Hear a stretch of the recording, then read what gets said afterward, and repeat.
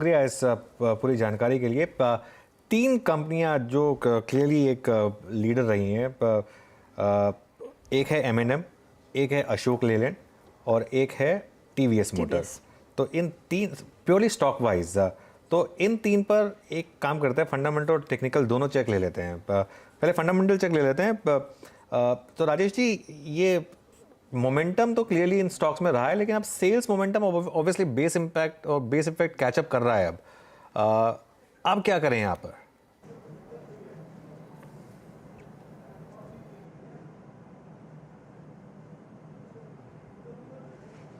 देखिए, base impact catch up कर रहा है, आपकी बात सही है। और इस वजह से हम समझते हैं कि छोटी अवधि में अगर देखा जाए, छोटी अवधि से मेरा मतलब है 2 या 3 महीने के लिए महिंद्रा एंड महिंद्रा और टीवीएस मोटर, ये दो आउट परफॉर्म कर सकते हैं। महिंद्रा इस वजह से भी कर सकता है क्योंकि न केवल ये पैसेंजर व्हीकल वगैरह में है, बल्कि रूरल इक्विपमेंट वाली सेक्टर में भी है। और वहाँ से हमें लगती है कि अच्छी बढ़त होने की उम्मीद है, क्योंकि आने वाले दिनों में हम बजट के सेशन में जा रहे हैं और हमें ये मान के चलना है कि इस बार का जो बजट होगा मौजूदा सरकार का आखिरी बजट होगा। इसके बाद जो बजट आएगा वो नई सरकार देगी। तो हमारी जो धारणा है वो ये है कि इस बार की पुरजोर फोकस जो रहेगा वो रूरल अपलिफ्टमेंट और इंफ्रास्ट्रक्चर, ये दो ऐसे क्षेत्र रहेंगे जहां ये रहेगा।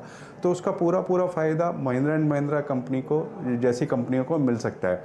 तो इस वजह से महिंद्रा एंड महिंद्रा पर फोकस रहेगा। और टीवीएस मोटर टू व्हीलर्स में नंबर्स अच्छे आए हैं, पिछले तिमाही के नंबर्स भी अच्छे आए थे और मंथ ऑन मंथ जो सेल्स फिगर आ रहे हैं वो भी अच्छे आ रहे हैं, और खास करके अभी जो दीपाली जैसे बता रही थी। लेकिन अगर थोड़ा लंबी अवधि का नज़रिया रखना हो तो मैं समझता हूँ कि अगर ये आंकड़े ख़राब आएँ और किसी भी कारण से गिरावट देखने को मिले बजाज ऑटो में और मारुति में, तो मुझे लगता है कि वहाँ पे एक्यूमुलेशन करना चाहिए।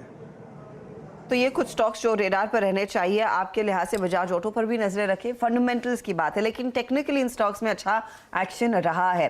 प्रदीप पोचंदानी, वेरी क्विकली M&M का चार्ट चेक दीजिए हमें, क्योंकि लास्ट 10 मिनट्स में स्टॉक में भी कुछ रिकवरी आना शुरू हो गई है। ईयर टू डेट परफॉर्मेंस देखें तो M&M एक स्ट्रॉन्ग आउट परफॉर्मर रहा है। 50% के अभी तक के ईयरली गेन्स कैलेंडर 2022 में इसने देखे। अब पिछले 2-3 महीने से कंसोलिडेशन की जरूर से चला गया है इस बड़ी तेजी के बाद, और हमारे हिसाब से ये कंसोलिडेशन लॉन्ग टर्म ट्रेंड के लिए बहुत ही पॉजिटिव है। शॉर्ट टर्म में हम एक ट्रेंड लाइन रेजिस्टेंस को वॉच आउट कर रहे हैं, रिसेंट टॉप्स को कनेक्ट करते हैं, तो वो जो ट्रेंड लाइन आती है वो करीबन 1270-1280 के आसपास एक सप्लाई प्रोवाइड कर रही है। इसको अगर ये डिसाइसिवली क्रॉस कर लेता है तो फिर हमारे हिसाब से वापस से ये अप ट्रेंड रिज्यूम होगा, और जो इसके ऑल टाइम हाई है 1365 के बने थे वो रिटेस्ट हो सकते हैं। फॉर द टाइमिंग अगर पिछले इस कंसोलिडेशन फेज की बात देखते हैं तो करीबन 1200 के आसपास इसने मल्टीपल बॉटम्स बनाए हैं, तो इसी स्टॉप लॉस के साथ एक पॉजिटिव व्यू होल्ड करना चाहिए, और जैसे ही इसमें 1270-80 के रेजिस्टेंस क्रॉस होते हैं तो लॉन्ग पोजीशन में और एडिशन करना चाहिए। जी, तो ये ऑटो की बात हो रही थी और अभी ऑटो